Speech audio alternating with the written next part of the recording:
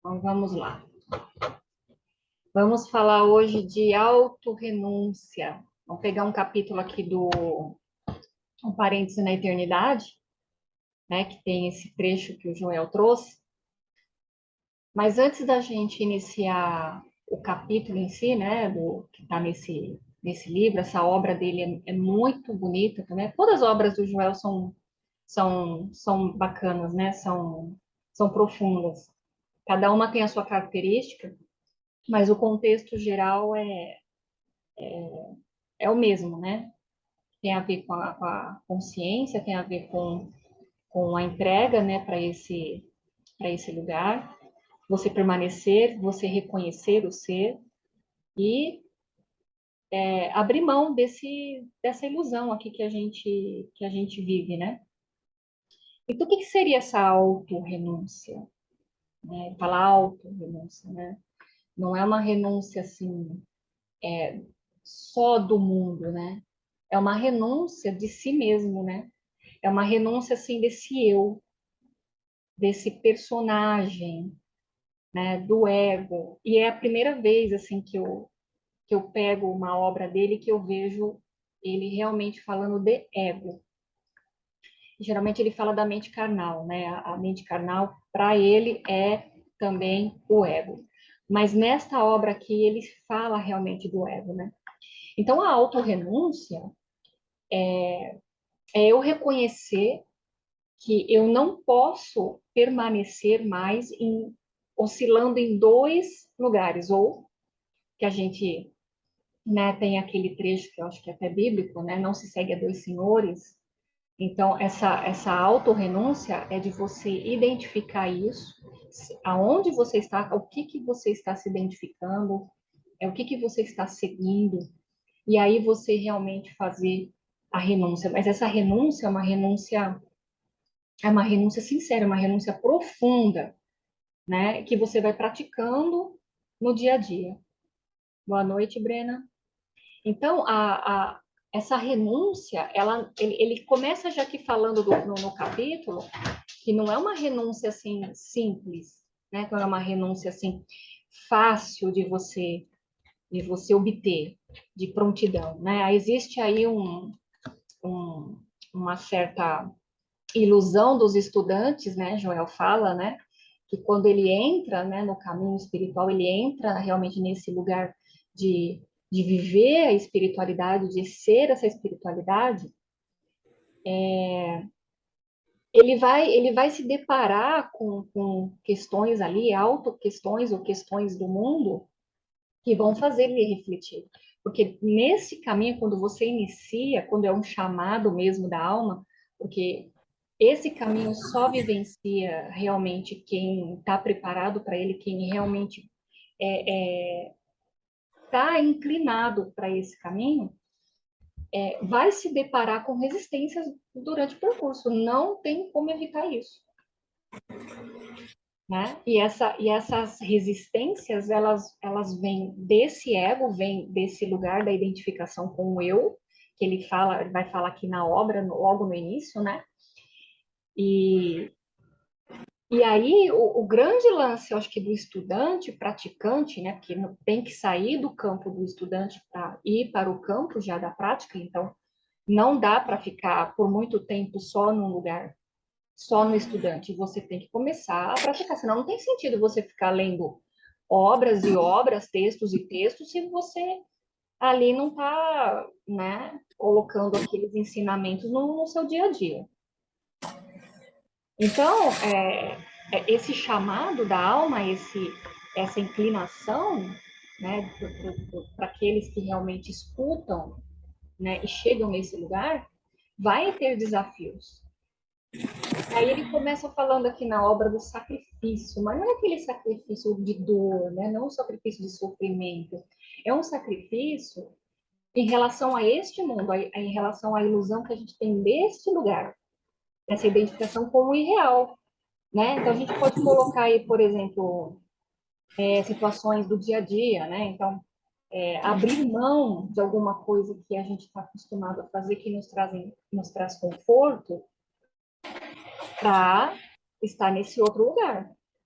vai chegar um momento que a gente vai ter que fazer isso, né? Abrir mão, por exemplo, né, de festividades, de você estar na presença, talvez, de amigos, de você abrir mão de prazeres deste mundo, né? Que, na verdade, não são prazeres, são só benefícios que este lugar te dá para fazer você acreditar que aqui realmente é real e aqui é onde você vai encontrar felicidade, né?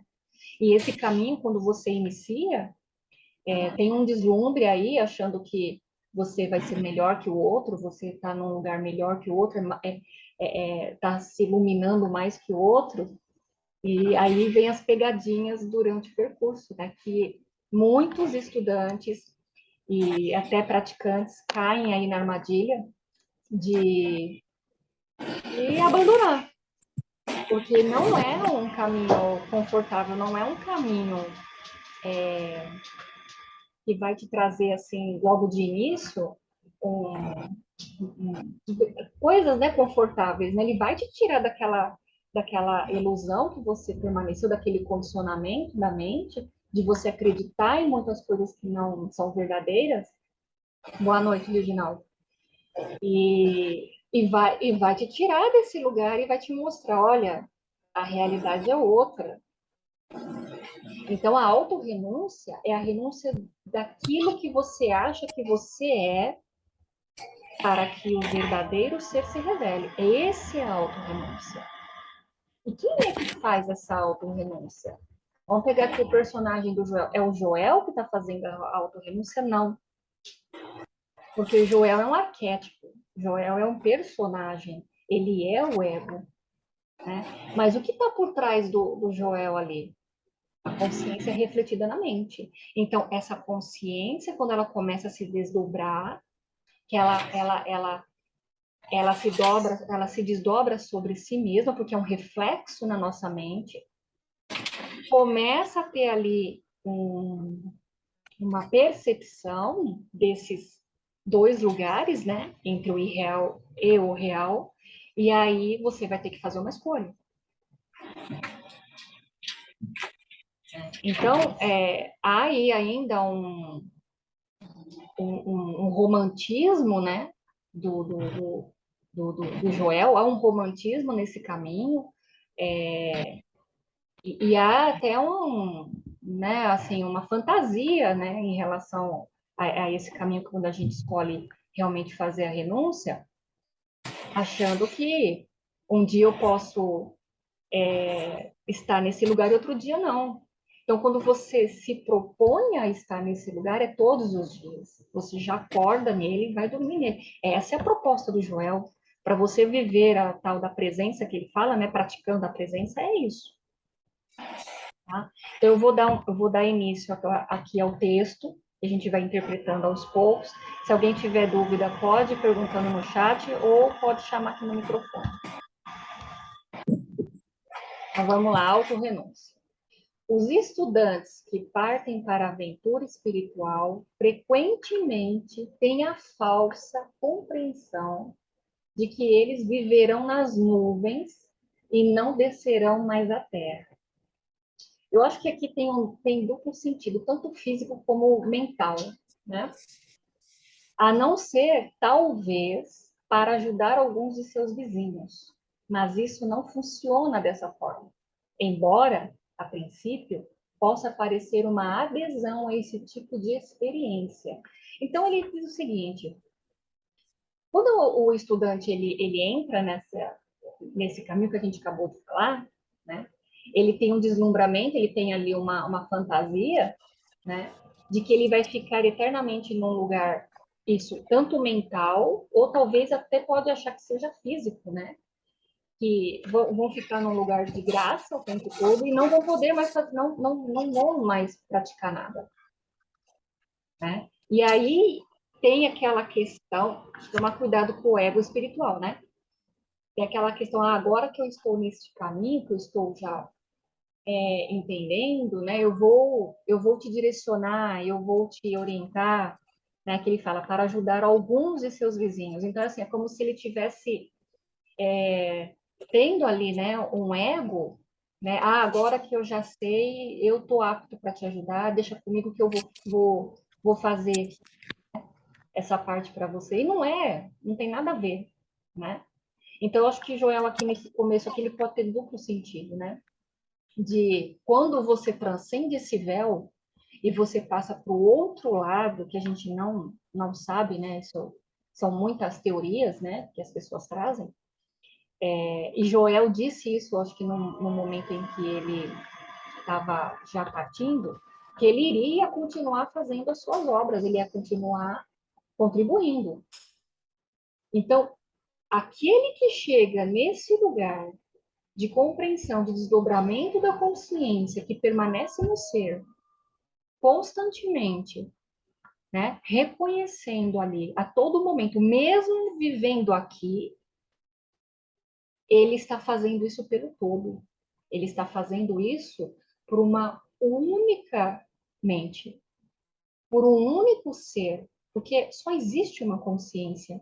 Então ele não faz mais separação, ele não faz assim, ah, agora que eu concluí, né, esse lugar, agora que eu cheguei aqui onde eu queria, eu não preciso, assim, não olhar para os irmãos, entendeu? É isso que o Joel está querendo dizer. E isso é um equívoco, porque se nós pegarmos um pouco do 100, a sua salvação é a minha salvação. Só existe um de nós, que é uma frase citada do Joel lá no Trovejor do Silêncio. Só existe um de nós. Então não tem nada separado. Então quando eu cruzo essa linha, eu cruzo esse, né, esse ponto de reconhecimento de quem eu sou de verdade e permaneço nesse lugar, eu vou migrar, né, a minha consciência para contribuir para aqueles que ainda não estão, né, que não chegaram nesse nível de consciência, porque tudo é uma questão só de nível de consciência, não existe aí um ser mais iluminado que o outro ou inteligente mais que o outro. Isso é um equívoco que é o ego que está fazendo o julgamento. Então, vamos continuar. Mas o caminho espiritual é um caminho de sacrifício, é uma renúncia, uma rendição. Se pudermos imaginar o mestre, aqui no caso ele está falando de Jesus, né? Dizendo a seus discípulos para deixarem suas redes, seus confortos, tudo aquilo que conhece, tudo aquilo que confia, todo o poder que foi colocado em alguma ferramenta, em algum conhecimento, né? Sei lá, alguma artimanha, né? Ele pede, abra mão disso, renuncie a isso também. Porque, assim, o verdadeiro conhecimento só pode ser alcançado quando eu abro mão de todo o saber, de todo o conhecer, para que o verdadeiro se revele, né? Ou deixem suas redes, ou os discípulos, os apóstolos e outros levando a mensagem de Cristo longe, sem pensar em suas próprias vidas. É o que a gente acabou de falar. Quando eu cruzo essa linha, né, de zero identificação com esse eu e passo a viver no ser, eu não estou mais preocupado com a minha própria vida, porque primeiro que eu não preciso. Já existe um ser ali governando a minha vida, né? Então eu solto, sem depender de bolsa nem roteiro, porque tudo será guiado, passando por sofrimentos, perseguições e, mais tarde, até a própria morte, que não existe. É só um abandono do corpo, né? Começamos a perceber que o caminho do Cristo não é uma maneira de obter e ganhar. Olha isso. Mas sim uma maneira de ser, né? Mas de doar é uma maneira de se render. Então, como ele faz esse movimento, que aí vem a experiência, né, de Cristo, que ele reconheceu quem ele é, então ele se rende a esse lugar e ele se doa. Porque é o que a fonte é, o que o todo é. É só doação. Né? É por isso que a gente fala que às vezes nos relacionamentos amorosos, né? Isso é uma frase muito interessante do Hélio. Quando alguém está buscando muito, né? alguém buscando, buscando, querendo, querendo, nada mais é do que a busca do amor de Deus no outro. E é verdade isso, né? Porque está faltando algo, né? Que precisa trazer. Quando, na verdade, é só doação. Então, eu só tenho que doar. E doando, é óbvio que vai receber, porque não é de Deus para Deus, não tem, não é pessoal, né? É impessoal. A gente continua aqui. Normalmente, o estudante metafísico não chega a um ensino de verdade pensando em se render ou desistir de qualquer coisa. Então, isso aqui é um início, né? Ele está querendo dizer o seguinte: quando o estudante começa esse caminho, lá no inconsciente, porque não é consciente isso, ele ainda projeta querendo ganhar alguma coisa com isso. Pode ser abstrato ou pode ser físico, não importa. Até mesmo o abstrato ainda é um desejo do ego. E essa experiência do Joel é sensacional, porque ele sai desse lugar é, maravilhosamente bem, porque ele entendeu isso. Esse caminho não é e nunca será uma tentativa de se ganhar alguma coisa, em qualquer nível, físico, mental, espiritual, emocional. É desprovido disso. Quando você assenta isso na consciência, você consegue praticar o ser, porque é só o que é, né? Seu principal pensamento está no que ele ganha com isso. E ainda que não deva haver críticas ou condenação desses que estão nesse nível de consciência, deve-se reconhecer que ganhar ou obter não tem nada a ver com o ensinamento espiritual. Exatamente o que a gente falou. Então eu abandono. Isso é renúncia. Então quando eu sento para meditar, se eu estiver ainda indo para essa meditação para ganhar algo, até mesmo a paz, é o ego. Eu ainda estou dizendo, falta paz. Quando a paz, na verdade, ela está assentada na consciência. Ela não muda, ela não se altera com nada que acontece na mente. Né? E essa renúncia que ele está falando é justamente disso, não é só uma renúncia deste mundo, é uma renúncia de você ainda cair na tentação inconscientemente, porque isso é uma armadilha, né? De você achar que espiritualmente você ainda vai ganhar alguma coisa, porque espírito é. Não há nada para ser ganhado, né? Nem obtido aqui. E a gente continua. É verdade, no entanto, que o primeiro ano ou dois de estudo podem resultar em uma melhora considerável para a maioria dos alunos. Por quê? Porque ali ele já está começando a fazer o desdobramento. Então, vai surgir ali questões de, de benefícios emocionais, até mentais, e começa a projetar para fora, né? Porque é tudo de dentro para fora, isso vai ocorrer, né? Mas mesmo assim ainda não se deve se apegar a isso. Porque a grande, talvez falha nossa, né, no começo, e eu falo até por experiência, que quando você tem um deslumbre ali da presença, você entra numa zona de conforto. Só que tem resíduo de ego ali.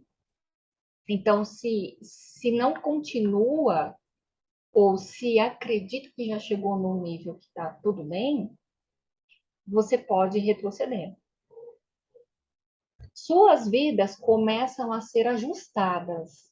Harmonias entram em sua experiência, maior saúde, às vezes maior suprimento e quase sempre uma maior sensação de paz. Cerca de mais um ano depois, aí já está indo, né? Se a gente for contar 3 anos, eles se deparam com um pequeno problema. Olha o que ele vai falar aqui.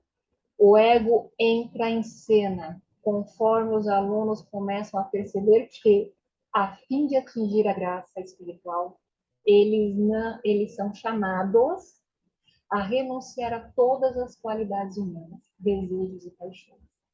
É o que a gente falou. Quando você começa a desdobrar a consciência,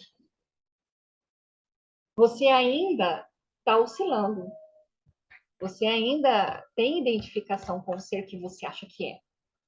Esse ser é muito forte, que é o ego, é o eu. né? Então, o conceito está se desdobrando ali. O ego sabe o que está acontecendo. Ele está atento ali, ele sabe que você está fazendo um movimento de desidentificação. Ele vai entrar em cena, porque é sobrevivência. Ele quer usurpar o poder de Deus. Ele vai competir com Deus e vai trazer tudo aquilo que está no inconsciente para o consciente. Vai haver conflito. Porque quanto maior o desdobramento do inconsciência, mais revelação do inconsciente para o consciente é obtida. Então, entra aí a parte da observação, que não é a luta, que é o que o Joel fala quando ele comenta lá, não reajas. A não reação é na mente. Existe a não reação física, claro, mas a maior não reação que ele cita nas obras, que as pessoas ainda não entendem, é no mental. É no conflito que eu entro com o ego quando esse lugar começa a ser disputado, né? Na verdade, Deus não disputa nada. Quem está disputando é o ego. Ele vai entrar no modo sobrevivência. E é aí aonde muitos sucumbem. Volta, não dá continuidade ao caminho, cai nos equívocos, né? Aí um dia faz, outro dia não faz, outro dia medita, outro dia não medita, um dia lê, outro dia não lê, e aí começa aquele conflito interno. Normal. Mas se a consciência está observando e está sabendo que isso está ocorrendo, você está consciente disso, você retoma. Que é as famosas catarses, né? Que a gente já sabe. Então vamos lá, continuar aqui. Cerca de mais um ano depois, eles se deparam com um pequeno problema. O ego entra em cena. Conforme os alunos começam a perceber que, a fim de atingir a graça espiritual, eles são chamados a renunciar a todas as qualidades humanas. Então, tudo aquilo que você acha que é seu, eu sou otimista, eu sou. Você começa a dar classificações humanas aqui, né? Não, eu sou uma pessoa muito positiva, sou uma pessoa muito solícita. Tudo isso são conceitos egóicos, né? Porque eu sou, não tem mais o que acrescentar, né? E aí continua, desejos e paixões. Enquanto houver um único desejo, ainda está na identificação. Não apenas os maus, mas também aqueles rotulados pelo mundo como boas, que é o que ele fala em outras obras, né? E, gente, se cair a conexão, tá? A gente depois continua, não tem problema. A internet está instável hoje. Então, até mesmo os benefícios entre aspas, que o ego traz, bons, né? Presta atenção, né? Ele vai te dar uma zona de conforto ali, vai te falar, não, vamos fazer tal coisa agora, depois a gente volta para ler, entendeu? Presta atenção, porque a forma que o ego age ele é muito esperto. Vamos lá. Muitas coisas queridas têm que sair pela janela quando o espírito entra. Olha isso. Não se pode ter um velho homem e um novo homem habitando na mesma consciência. Para que um habite, o outro precisa sair. Eu já coloquei essa frase, inclusive, da Helena Blavatsky. Né? Um deles, e o eu, no caso, tem que morrer. Morrer entre aspas, né? Porque ele se dissolve na consciência. Muitos confortos têm que ser abandonados.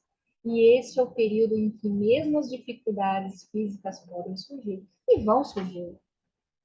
Vão surgir por quê? Porque nós estamos ainda identificados, está oscilando.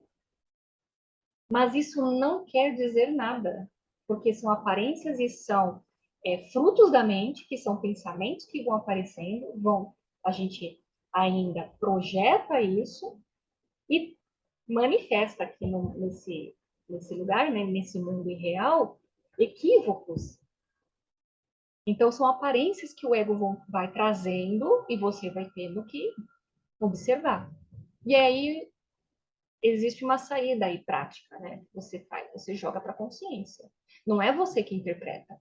Porque se você tentar interpretar, você está usurpando o poder de Deus e está no ego, porque ele que vai te trazer a interpretação, não é a consciência. Por isso que ele fala da renúncia do espírito, né? Para que o espírito permaneça. Então você joga tudo isso para o espírito.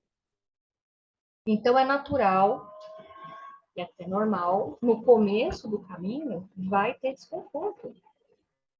E aí é onde entra, se você quiser permanecer nesse caminho, né? É um chamado, você escolheu. Vai ter que abrir mão de algumas coisas no início.